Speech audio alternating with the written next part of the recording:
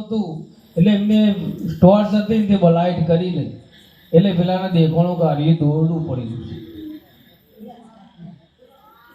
હવે જ્યાં સુધી જો હરી અજ્ઞાનતા ના જાય ને ત્યાં સુધી તમે ગમે એટલું ભજન કરો, ગમે એટલા તીર્થો કરો, પણ જો સાહેબ જો આ જ્ઞાનતા જતી રહે ને તો આજના વિશ્વમાં કદાચ સૌથી શ્રેષ્ઠ પરમાત્મા હોય ને તો માતા પિતા એ આપણા શ્રેષ્ઠ પરમાત્મા છે.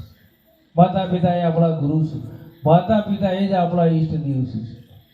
આખા વિશ્વની બધી સંપત્તિ કદાચ જો મળી ગઈ હોય ને તો કદાચ માતા પિતાના આશીર્વાદથી તમને મળી છે. અને કદાચ એ જો આ જો કરવું હોય ને પરમાત્મા પણ સાહેબ જો એને અવતર લેવું હતું ને તો આધાર કરવો હતો માતા પિતાનો. આજે વિશ્વમાં જો જેવી જેવી વિભૂતિઓ માતા પિતાના દ્વારે સાહેબ કેવી વિભૂતિ રામ જેવાને પણ અવતાર લેવો તો માતા પિતાનું સ્થાન એને શ્રેષ્ઠ કરી છે.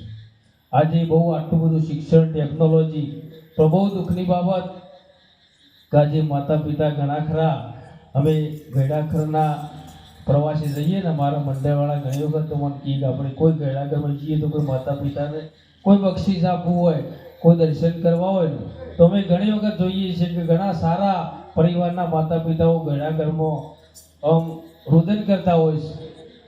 એટલે અમારી જે ખાસ વિનંતી તમારો કદાચ પરમાત્માની દયાથી જે સંપત્તિ હોય પુત્ર પરિવાર મળ્યું ખૂબ ધન્યવાદ છે. આ અવસરે તમને મળ્યું છે ને એનો તમે સદુપયોગ કરી માતા પિતાની સેવા કરી આપણું જીવન કુદાર્થ કરવા જેવું છે. એવા અમારા રાકેશભાઈ રશ્મિકાબેનના પણ એવો ભાવ હતો.